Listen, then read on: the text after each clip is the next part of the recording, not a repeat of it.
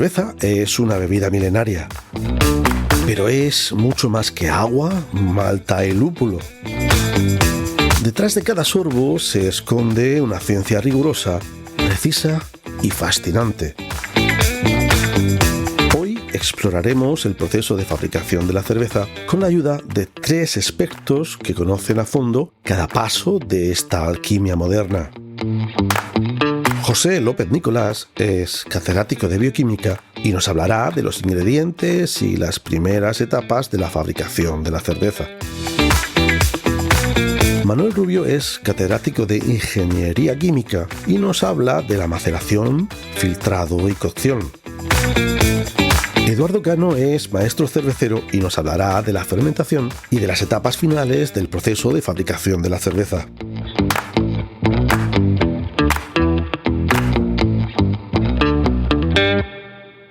Bueno, pues los ingredientes básicos de la cerveza son, en primer lugar, el cereal. El cereal suele ser cebada, el que se suele utilizar, pero también hay otros cereales de los que se puede partir. Podemos tener el trigo, podemos tener el centeno, según el tipo de cerveza y según lo que se vaya buscando con cada una. Luego, otro de los ingredientes básicos, evidentemente, es el lúpulo. El lúpulo, ¿qué es? Pues son las flores de una planta que se llama Humulus lupulus. Es el responsable de dar el sabor amargo a la cerveza, pero la gente normalmente se queda ahí, y el lúpulo también ofrece otros sabores, ofrece otro aroma, no solamente el responsable del amargor. Por otro lado, la levadura es clave para el proceso, sobre todo de fermentación, que es el que va a producir, como se explicará posteriormente, el alcohol. ¿De acuerdo? El alcohol y otros ingredientes. Y evidentemente hay algo que poca gente le da importancia, que es el agua.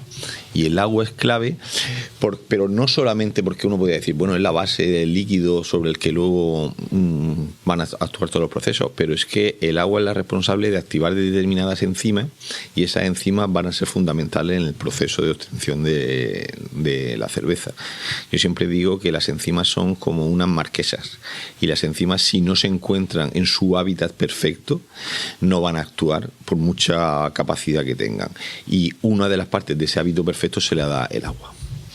La fase de preparación de la cerveza empieza con el malteado. El malteado, realmente estamos hablando de la preparación de la malta. En primer lugar, habrá que seleccionar el grano. El grano, como he dicho, procede normalmente de la cerveza, pero trigo, avena, centeno me valen como otros ingredientes, otros cereales. Se busca, los granos no son todos iguales, hay que buscar mucho la calidad, y la calidad depende, entre otras cosas, de la cantidad de almidón que lleve ese grano, porque de la cantidad de almidón luego llegarán los azúcares en los cuales se produce cada fermentación. El segundo paso es el remojo. El remojo es cuando se pone en agua. ¿Por qué? Porque con eso comienza el proceso de germinación, que ahora veremos la importancia. El proceso de germinación, tú tienes que dejar el grano en las condiciones controladas de temperatura, en unas condiciones controladas de humedad, y entonces en ese momento empiezan a activarse, como he dicho anteriormente, determinadas enzimas en el proceso de germinación que van a ser fundamentales para el proceso de fermentación de la cerveza. Luego tenemos un paso también que es crucial, que es el secado. Ese agua que le hemos puesto en remojo no puede estar ahí, porque llega un momento que el agua puede también desarrollar o iniciar otros procesos que no nos convienen. Entonces se seca y entonces se hace normalmente con aire caliente, que se pone en un horno, o por otros distintos procesos. ¿Y qué sostiene con ello? Va a condicionar ese secado las características finales de la malta, que incide mucho en el color, en el sabor y en otras características organolépticas. Según el tipo de cerveza, en esta fase también se incluye el tostado. Pero bueno, eso ya depende del tipo de cerveza y no vamos a entrar en ello por ahora. Bueno, pues la segunda fase sería la molienda, que aporta una serie de sustancias que son fundamentales en el proceso de elaboración. La molienda, normalmente, ¿de qué se trata? Pues como su nombre dice, es moler el grano, ¿vale? Los granos de la malta, que ya se encuentran germinados, se trituran para formar un polvo que se conoce como nombre de grist. Ese es el objetivo de la molienda. Bien. ¿Qué hay que hacer? Bueno, hay que preparar los granos. Esa es la primera fase de la molienda. Para eso lo único que hay que hacer es poner los granos en una especie de molino de malta. Y entonces lo que se hace luego es triturarlos, molerlos exactamente con rodillos, con martillo, etcétera. Bien. ¿Qué hacemos con ello? Con ello lo que estamos haciendo es, al romperlo, es liberar el almidón, que como he dicho, va a ser la fuente de los azúcares que va a proceder a la fermentación, ¿vale? Pero hay que molerlo porque si no el almidón no se libera. Luego lo que se hace es el ajuste del tamaño. Tienes que ese polvo que empieza a formarse, tienes que seleccionar pues tamaño que tú quieras que vaya a tener luego el gris. Puede ser que tú hagas un polvo muy fino y entonces ese polvo muy fino pues no impida el paso del agua, afecta la eficiencia del proceso. Puede ser uno que sea muy gordo y entonces realmente no has hecho el proceso de molienda efectivo.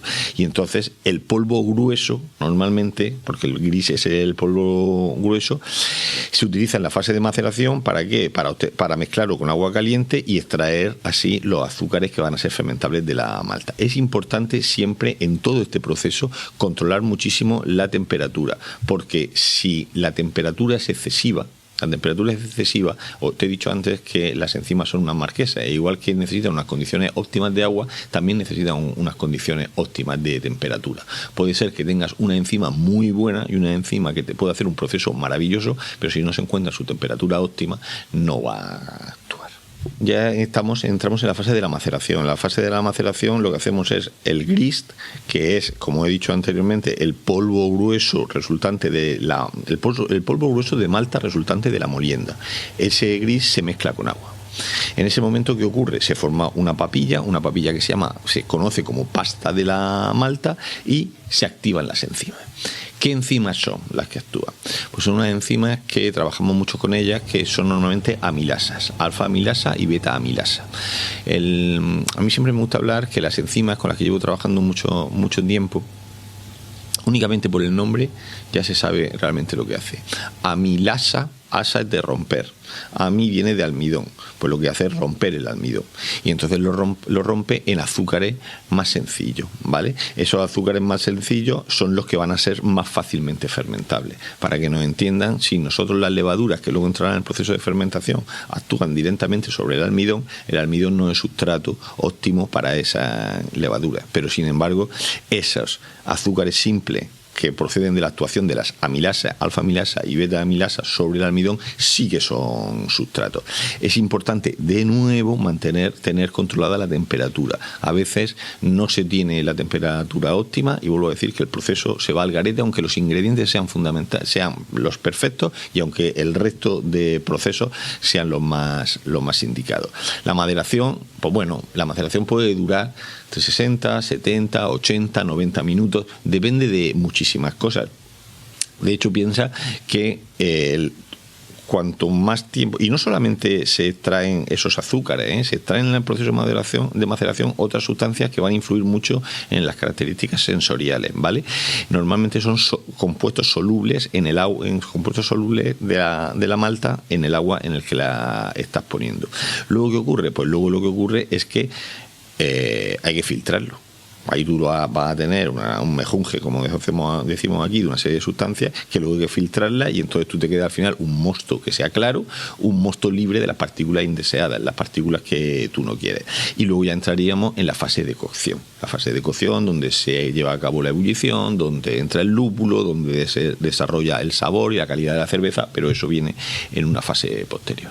Después de completar toda la maceración, lo que nosotros obtenemos realmente es el mosto.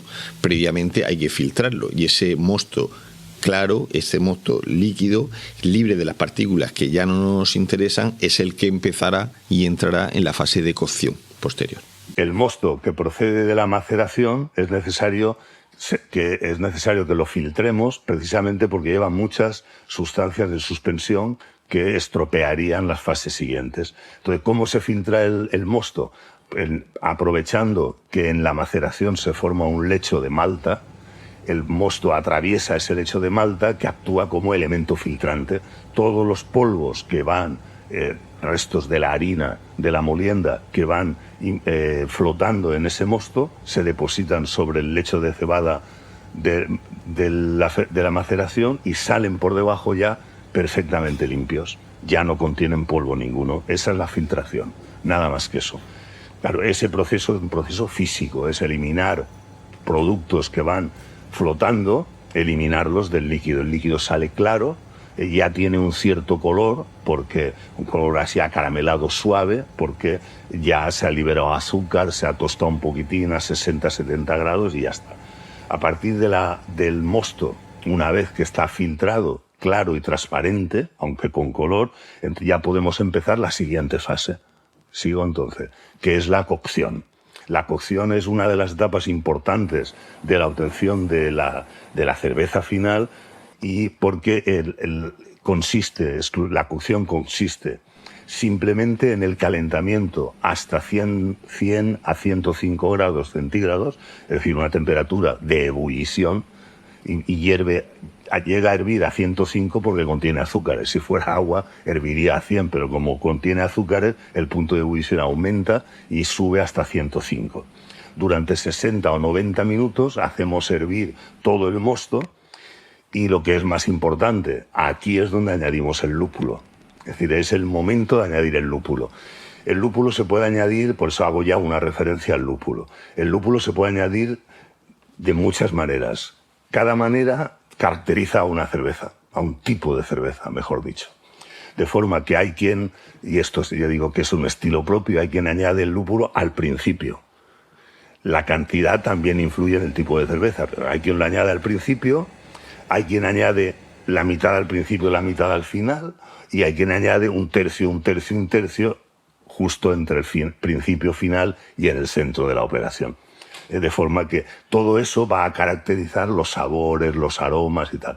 ¿Por qué no se añade todo al principio? Ahora mismo ya se añade, casi todos los cerveceros prácticamente lo añaden dividido. Porque si se añade todo al principio, como en algún momento histórico se ha hecho, se añade todo al principio, los aromas volátiles que contiene el lúpulo les da tiempo a evaporarse y perderse. Y conviene que ciertos aromas se queden en el líquido, porque es lo que le va a dar luego el sabor final a la cerveza. De manera que ahora se añade prácticamente una cantidad al principio y una cantidad al final. Y una tercera cantidad un poco más adelante, que será durante la fermentación. Al empezar la fermentación se echa a baja temperatura para que los aromas que puedan haberse perdido al principio, al añadirlos a 17, porque aquí estamos a 105 grados, si los añadimos en el momento que pasan al fermentador, 17 grados, los aromas no son volátiles, pero no se van a 17 grados y se conservan. De manera que todo eso balancea el tema de aromas, sabor, amargor y demás, lo va balanceando. Se conservan más o se conservan menos, de forma que caracteriza después a la cerveza. ¿De acuerdo? Así que la cocción, tenemos el mosto, añadimos el lúpulo, 60 o 90 minutos. ¿Por qué 60 o 90? Pues estilos diferentes. Hay quien está a 60, hay quien está a 90 y hay quien hace doble calefacción, en fin. Estos son estilos de cerveza que cada una acaba caracterizada por los manejos que estamos haciendo. Entonces ya tenemos 60 o 90 minutos y ya tenemos el mosto cocido, podríamos decir. Es decir, hemos realizado la cocción y ya lo tenemos listo. Acaba, fin de la cocción. Justo en el momento en que acaba la cocción tiene que empezar lo más rápidamente posible el enfriado súbito. Tiene que empezar rápido y hacerlo además rápida. Para eso hacen falta unos aparatos un poquito especiales que son intercambiadores de calor, normalmente de placas, que se consigue obtener una caída de temperatura entre 105, que es la cocción, y 17, que tiene que llegar al fermentador. A veces no llega con 17, llega con 25 grados.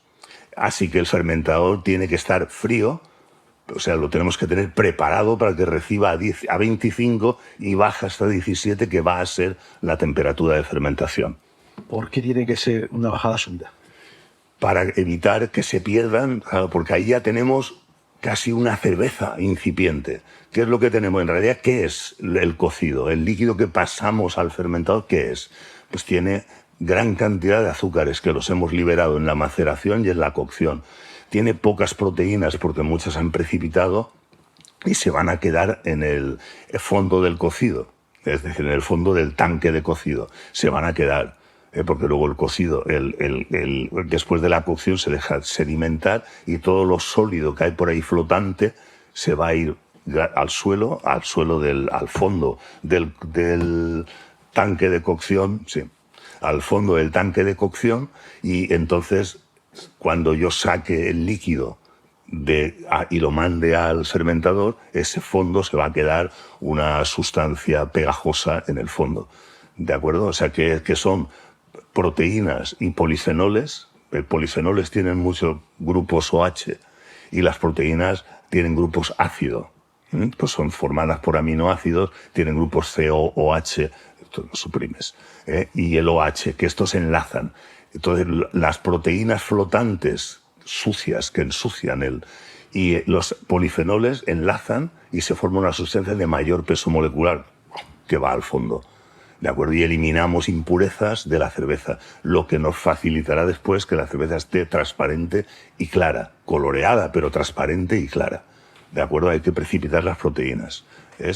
Entonces, todo esto,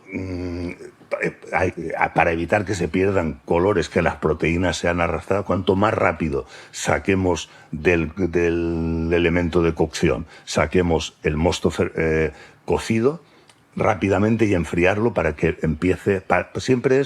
Los procesos rápidos siempre se hacen porque si se hace lento cambian los sabores y tal. Hay quien tarda un poco más, por ejemplo, los que no tienen intercambiadores de estos que te he dicho, de placas, que tienen mucha superficie, con poca agua, se consigue enfriar rápido, y tienen mucha superficie sobre todo. Entonces, en esos momentos, es decir, el cervecero, vamos a suponer artesano, que está empezando, normalmente no tiene esos elementos.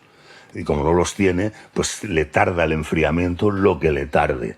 Eso va a caracterizar su cerveza después. Eso se le va a notar, ¿de acuerdo?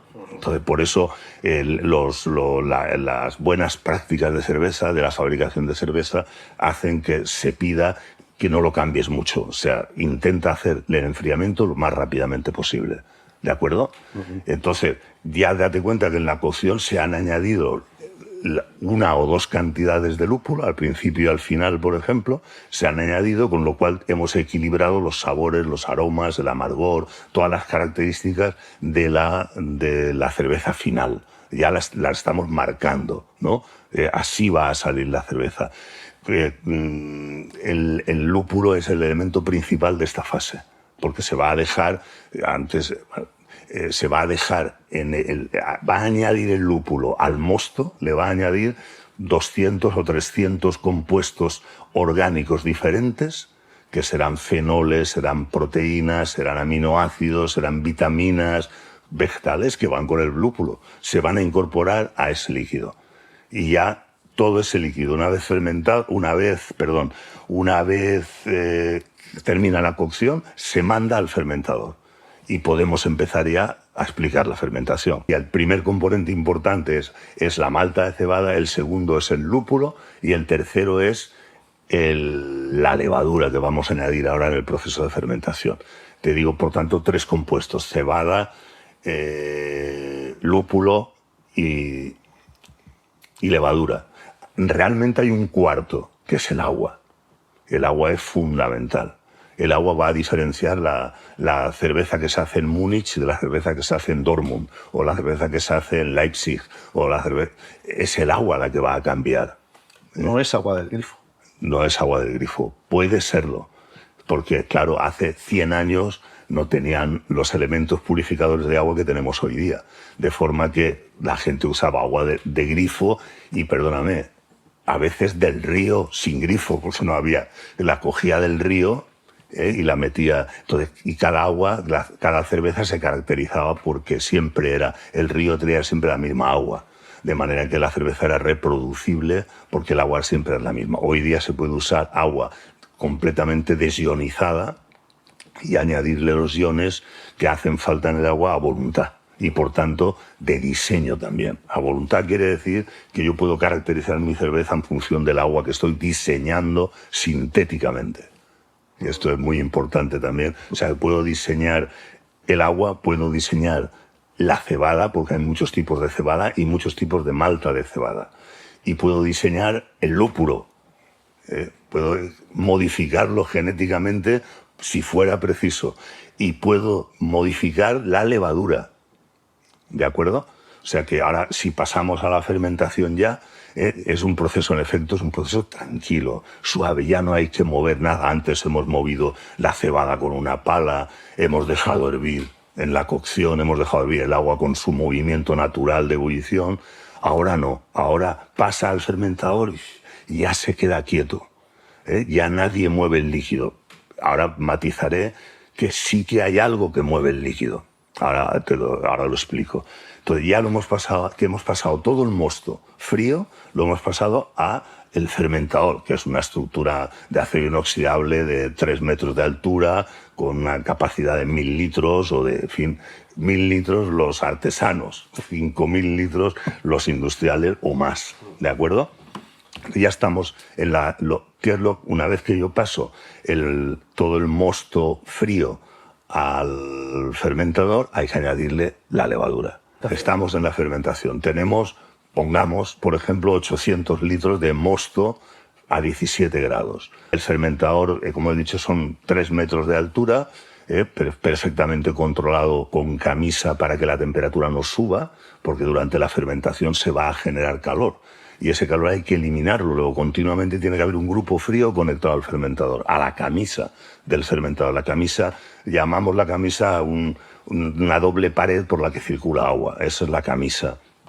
Por ahí está circulando agua fría para mantener 17 grados y chupándose, llevándose todo el calor producido en la fermentación, para que la temperatura sean 17 grados, 17, hay un margen, de 16 y 18 está muy bien. ¿Por qué 16 o 17? Porque la levadura trabaja magníficamente a esa temperatura. Hasta ahora todo lo que hemos hecho ha sido preparar un mosto, ¿vale? Para que sea un sustrato ideal para que la levadura se alimente y se reproduzca adecuadamente.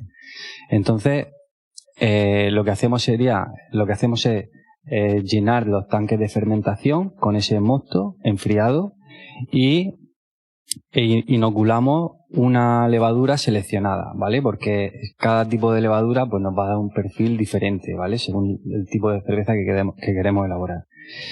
Entonces, en ese momento se satura de oxígeno, ¿vale? Para que la levadura en esta primera fase, en presencia de oxígeno, lo que va a hacer va a ser reproducirse, ¿vale? Y de esta manera va a colonizar el mosto, ¿vale? Eso es lo que queremos en esta primera fase. A partir de ahí, la levadura, cuando acabe con ese oxígeno que hay ahora mismo en el mosto, lo que va a pasar a una fase de fermentación, ¿vale? A una fase de respiración anaeróbica, y es donde ella realmente va a empezar a producir la cerveza. En esta fase de fermentación lo que hace principalmente es alimentarse de esos hidratos de carbono que hemos ido disolviendo en el mosto, ¿vale? Y lo va a convertir principalmente en alcohol y CO2, pero también en otros subproductos que le van a dar también pues unos perfiles de sabor y de aromas característicos de la cerveza. Una vez que tenemos el mosto dentro del fermentador y hemos inoculado nuestra levadura seleccionada, se cierra el depósito, ¿vale? Y a partir de ese momento la cerveza nunca más va a estar en contacto con el exterior. Entonces, en ese momento lo que tenemos es como una capa de aire en la parte superior del fermentador, ¿vale? Por encima justo del mosto. Y lo que vamos a hacer es, mientras la levadura inicia la fermentación, vamos a ir dejando que todo ese CO2 que va produciendo vaya arrastrando ese aire que está encima de la superficie, por así decirlo. Y de esta manera vamos arrastrando todo ese aire y lo vamos eliminando del fermentador. Una vez que ya ese aire ha desaparecido, ya solamente quedaría CO2, lo que hacemos es cerrar esos depósitos, se quedan cerrados completamente herméticos, y hay una válvula que regula el nivel de presión interior. Esa presión lo que hacemos es tararla a la presión que nosotros queremos, de manera que mecánicamente, cuando supera esa presión, esa válvula abre y deja escapar el excedente de CO2 que nosotros ya no queremos para un nivel de carbonatación de que estamos predefiniendo. De esta manera, cuando la cerveza esté terminada, ya tendrá incorporada ese nivel de carbonatación óptimo que nosotros hemos definido y variará en función del estilo de cerveza que estemos elaborando. Hasta ahora todo lo que hemos hecho nosotros ha sido preparar un mosto, ¿vale? Como un sustrato enriquecido para disfrute de la levadura. Pero ahora ya, después de esta fermentación inicial, ya sí que tenemos cerveza, ¿vale? O sea, es la levadura la que produce la cerveza.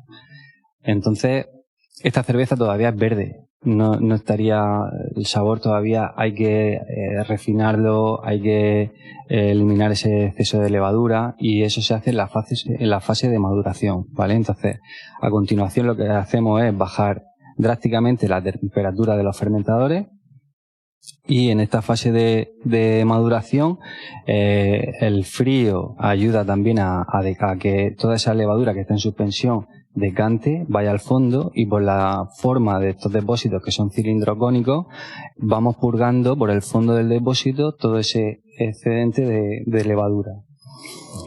Esta fase es muy importante y es la que más tiempo lleva más tiempo incluso que la fermentación. La fermentación puede estar en torno a unos 5 o 7 días y sin embargo la maduración tardamos 3-4 semanas.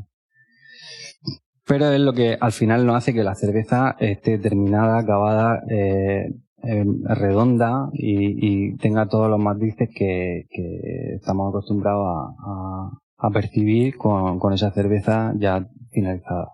Antiguamente existía otra técnica que era la refermentación en botella. Se hacía una fermentación en tanques atmosféricos de manera que se liberaba completamente ese CO2 del depósito y la cerveza quedaba sin carbonatación. Una vez envasada se añadía un azúcar que normalmente solía ser dextrosa para reactivar de nuevo la fermentación de la levadura dentro de la botella una vez que está cerrado el tapón. ¿Cuál es el inconveniente de esto? Que al final pues no hay estabilidad en el sabor, en el nivel de carbonatación. Puede ser que alguna botella arranque adecuadamente, en otras no. Entonces esta técnica pues prácticamente ha desaparecido. Lo que se procura es que ya previamente ya la cerveza ya tenga su nivel de carbonatación óptimo. Luego también podría darse la circunstancia de que otras cervezas se puedan carbonatar en línea antes de pasar por el proceso de envasado. Eso también es otra técnica que se puede utilizar, pero no es la más habitual. No creo que haya una gran diferencia entre la cerveza artesana o la cerveza industrial simplemente por ese concepto. Yo, por ejemplo, lo que suelo fijarme mucho es en la etiqueta de los ingredientes que se utilizan para elaborar esa cerveza. Entonces, por ejemplo, cuando veo un colorante caramelo para darle color a esa cerveza, pues evidentemente me doy cuenta de que lo que lleva es un azúcar tostado pues para darle ese color rubio. En realidad yo prefiero que ese color sea de la propia malta de cebada, del grado de tueste, que le va a aportar también, además de ese color, le va a aportar otra complejidad, otro sabor. O por ejemplo cuando lleva alginato de propilenglicol, que es un producto que se utiliza para retener la formación de espuma y a veces la sirve igualmente ves como que esa espuma rápidamente desaparece. Pues yo prefiero que esa capacidad de retención pues sea de la proteína que contiene la propia malta de cebada y además sea una retención consistente. Una vez que tenemos la cerveza fermentada en el depósito de maduración, la tenemos también carbonatada, la tenemos fría, muy fría, porque ese CO2 a baja temperatura se disuelve con mayor facilidad y es necesaria menos presión, ¿vale? Para evitar que se escape ese gas. Lo que hacemos es pasarlo a la fase de filtración y particularmente me gusta la cerveza bastante limpia, con poco sedimento. y para ello se utilizan pues, desde distintos materiales filtrantes a diferentes niveles de filtración, ¿vale? Y una vez que tenemos la cerveza filtrada, lo que hacemos es pasarla al envasado, ¿vale? Es muy importante que la cerveza, una vez que está terminada, no entre en contacto con el oxígeno, por consiguiente con el aire, ¿vale? Entonces, todos los envases que aunque vienen vacíos, hay que hacer primero se hace como un lavado, ¿vale? Para limpiar y esterilizar el propio envase, aunque sea nuevo. Luego se hace un barrido del aire que contiene, que normalmente se utiliza CO2. Y lo que se hace es inyectar CO2 a presión en varias ocasiones para asegurar que el contenido de oxígeno dentro del envase sea prácticamente cero. Y en el último paso lo que se hace es equilibrar, o sea, introducir de nuevo CO2 a presión para equilibrar la presión con la que viene de los tanques de maduración, y de esta manera evitamos la formación de espuma durante el llenado.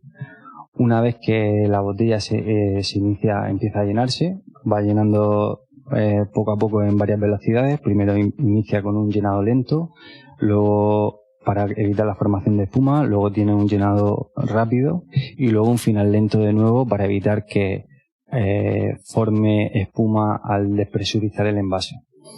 Entonces, una vez que finaliza, que el llenado llega hasta su nivel, se para, ¿no? Ese llenado, se libera la presión lentamente para que no forme espuma, y hay diferentes técnicas para hacer un poco de espuma en el cuello de la botella, de manera que esa espuma que se genera dentro del envase vaya arrastrando el aire de nuevo que pueda introducirse en el cuello de la botella. En ese momento, cuando ya la espuma ha arrastrado todo el aire, se pone el tapón, ¿vale? Y una vez que ya esa botella está taponada, ya estaría terminada de envasar. A partir de ahí, pues se le hace un pequeño lavado exterior, ¿vale? Por si hay un pequeño rebose de cerveza, y pasa a la fase de etiquetado. En ese etiquetado, pues se pone la etiqueta donde viene la lista de ingredientes, la marca del fabricante, viene también pues la fecha el número de lote, la fecha de caducidad o de consumo preferente, y entraría en una fase nueva que sería opcional, porque que sería la pasteurización. La pasteurización, la ventaja que tiene es que hacemos un aumento rápido de temperatura y un enfriado rápido para que cualquier microorganismo, incluido la levadura que está presente dentro de la botella, que haya podido quedar después de la filtración, pues automáticamente detenerla, ¿no? Hacer que pare su actividad, que muera. Entonces, hay empresas que pasteurizan y otras empresas que no pasteurizan. Entonces, hay, por ejemplo, la cerveza artesana. Normalmente lo que se hace, por eso se recomienda siempre guardar en frío, porque son cervezas que en su mayoría no están pasteurizadas. Entonces la cerveza, la levadura sigue viva dentro de la botella, y hay que refrigerar de manera que ralentizamos de alguna forma que esa levadura pueda de nuevo iniciar una fermentación dentro de la propia botella, que repercutiría sobre todo en un nivel de carbonatación excesivo.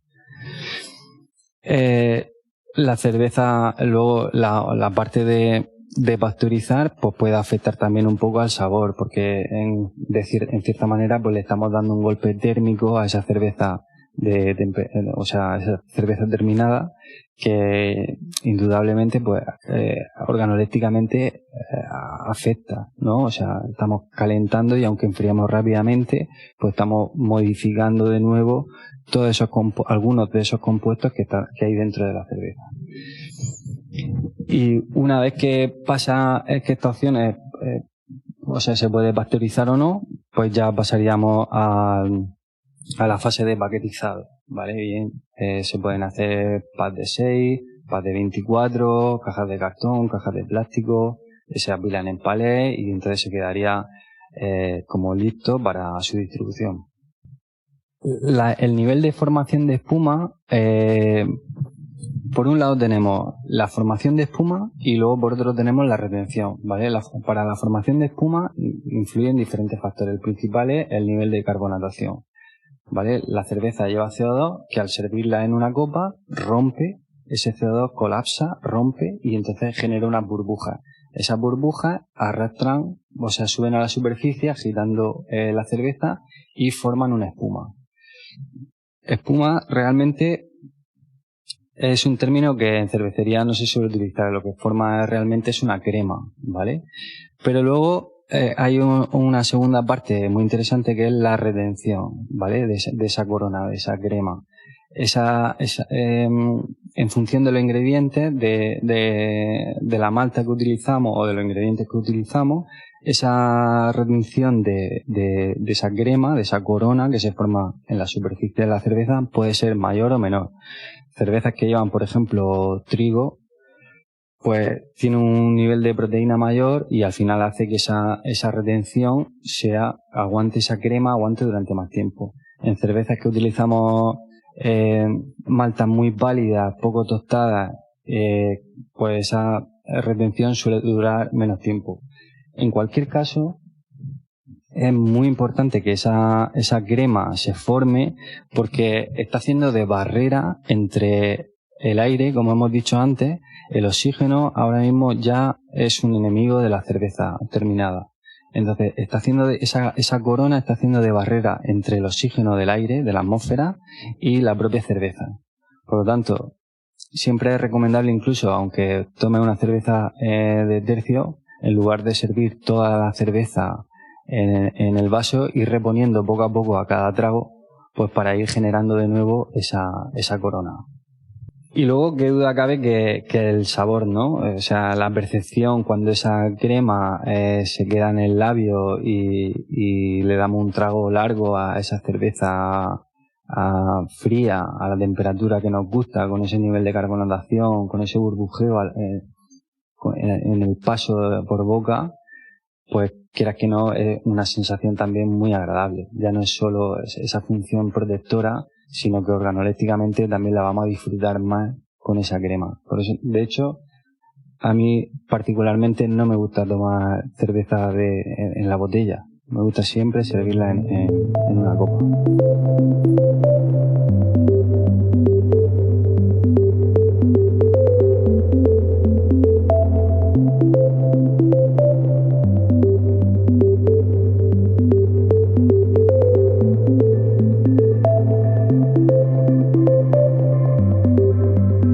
¿Quieres ver cómo estos secretos de fabricación de la cerveza se entrelazan con una historia apasionante? Descubre Lúpulo Cas9, una serie de ficción sonora que convierte la ciencia de la cerveza en un thriller como nunca lo habías escuchado. Disponible en las principales plataformas o en lupulocas9.es.